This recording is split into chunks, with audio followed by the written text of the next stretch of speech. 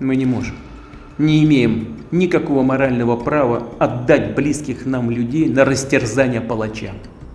Не можем не откликнуться на их искреннее стремление самим определять свою судьбу.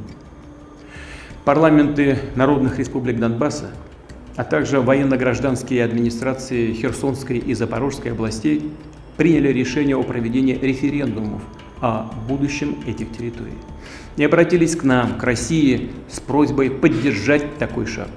El presidente ruso Vladimir Putin se dirigió por primera vez a los ciudadanos desde el primer anuncio de su ofensiva en febrero. Informó que firmó un decreto para una movilización militar parcial donde solo se reclutarán personas de su reserva militar, es decir, personas ya entrenadas que volverán a tener alguna formación para combatir en Ucrania y lograr el control del Donbass. Подчеркну, мы сделаем все, чтобы обеспечить безопасные условия для проведения референдума, для того, чтобы люди могли выразить свою волю.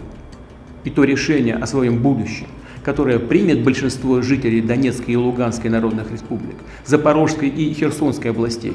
Precisamente en esta zona del este, hace unos días, Ucrania recuperó parte del territorio que había sido ocupado por Rusia en una ofensiva que ya completa alrededor de 7 meses. Rusia replicó a estas contraofensivas por medio de bombardeos. Al hablar de la zona del Donbass, cabe recordar que se trata de una zona rica en carbón que es disputada armadamente entre Rusia y Ucrania desde el 2014.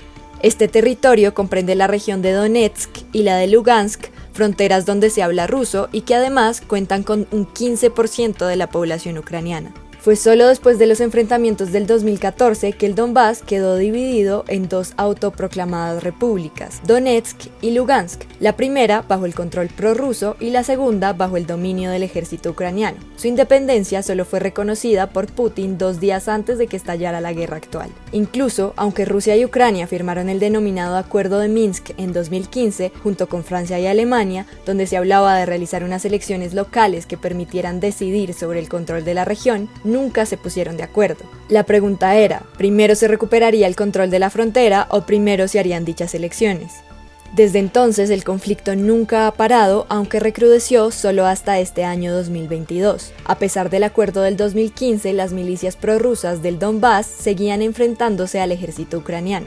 En estos términos es que varias de las regiones recuperadas por Ucrania, como Donetsk en el este y Jersón al sur, se unieron el martes a un anuncio de la realización de referendos para su anexión a Rusia. Se trata de las zonas donde se asentaban separatistas prorrusos, lo que podría crear un panorama favorable para este referendo. Los referendos fueron anunciados para darse entre el 23 y el 27 de septiembre en Donetsk y Lugansk, las regiones del Donbass, pero también en Jersón y Zaporilla, las cuales siguen ocupadas por las fuerzas rusas, aunque ya había allí presencia de las tropas ucranianas. Desde antes, el Estado Mayor del Ejército ucraniano había advertido que no solo seguía existiendo una amenaza de bombardeos y ataques rusos en todo el territorio de Ucrania, sino que Rusia seguía centrándose en mantener ocupados los territorios, con especial fuerza en Donetsk, como estrategia de defensa. Mientras tanto, la comunidad internacional ha venido ejerciendo presión para que Rusia acabe con la guerra.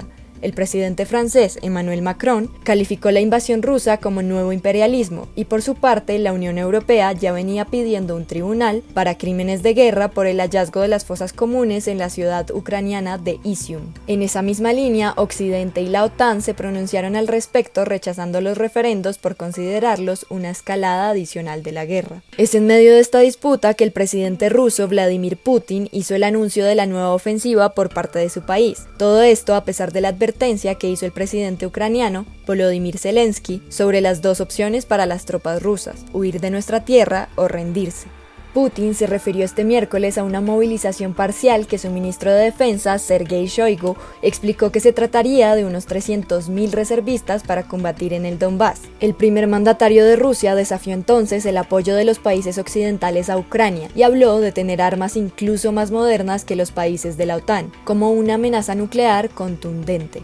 No tiene intenciones de retirar a sus tropas, por lo que ha dicho que no tienen prisa de terminar la ofensiva. Por esa misma razón, ha pedido abastecimiento armamentístico para sus tropas. También recrudeció las penas a las que se someterían aquellos combatientes que deserten o se rindan voluntariamente, con condenas de hasta 10 años de cárcel.